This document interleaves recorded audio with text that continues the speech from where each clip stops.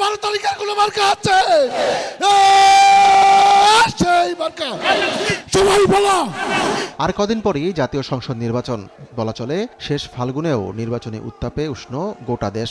নির্বাচনকে সামনে রেখে দেশের উত্তর থেকে দক্ষিণ, পূর্ব থেকে পশ্চিম সর্বত্র ছুটে বেড়াচ্ছেন বিএনপি চেয়ারম্যান তারেক রহমান। ইতিমধ্যেই বড় শহরগুলোতে বটেই, প্রত্যন্ত অঞ্চলেও অংশ নিয়েছেন বেশ কিছু জনসভা ও পথসভায়।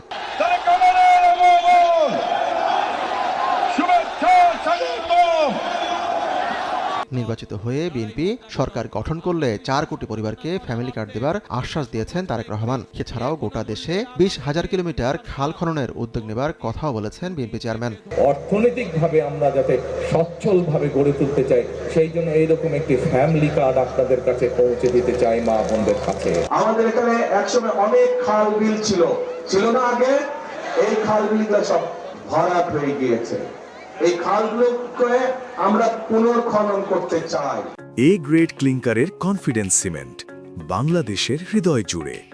রাজধানী ঢাকা নানাবিধ সংকটের মধ্যে অন্যতম হল বস্তিবাসীর জীবনযাপন। সরকারে গেলে সমাজের পিছিয়ে পড়া সেসব মানুষের আবাসনের জন্য ফ্ল্যাট দেবার কথাও জানান তিনি। অন্যদিকে প্রান্তিক পর্যায়ে স্বাস্থ্যসেবা নিশ্চিতে হেলথ কেয়ার নিয়োগের ঘোষণা দিয়েছেন তিনি। গ্রামের নারীদের কাছে, গ্রামের শিশুদের কাছে স্বাস্থ্য সেবা তাদের ঘরে ঘরে পৌঁছে দিতে, এবং সেজন্যই আমরা 1 লক্ষ হেলথ কেয়ারার নিযুক্ত করার পরিকল্পনা গ্রহণ করেছি। এলাকাবাসীর পক্ষ থেকে যেই সমস্যার কথা বলে গেছে পুনর্বাসন সহ, ইনশাআল্লাহ আমরা সেই সমস্যার সমাধান করব এই এলাকার মানুষের জন্য।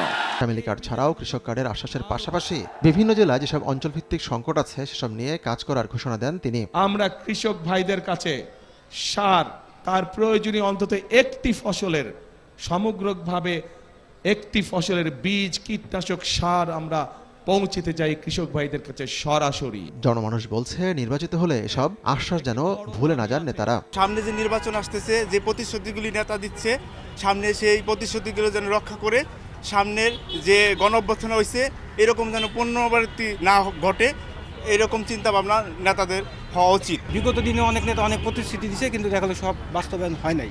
কিন্তু যেহেতু অভ্যুত্থান হয়ে গেছে, যার কারণেই অভ্যুত্থান করা হলো, তো সেই ক্ষেত্রে সেই জিনিসটা যেন প্রতিফলন হয়। জানা গেছে শুক্রবার নির্বাচনী ইস্তেহার ঘোষণা করবে বিএনপি। ধারণা করা হচ্ছে নারী ও তরুণদের চাওয়াকে সর্বোচ্চ গুরুত্ব দিয়ে আসছে বিএনপির ইস্তেহার। যুবক ও তরুণদের কর্মসংস্থান, বেকার ভাতা, গণতন্ত্র পুনরুদ্ধার, বিচার বিভাগের স্বাধীনতা, মানবাধিকার রক্ষা ও বাক স্বাধীনতাকে গুরুত্ব দিয়ে ঘোষিত হবে বিএনপির ইস্তেহার। বিএনপি সরকার গঠনে সক্ষম হলে।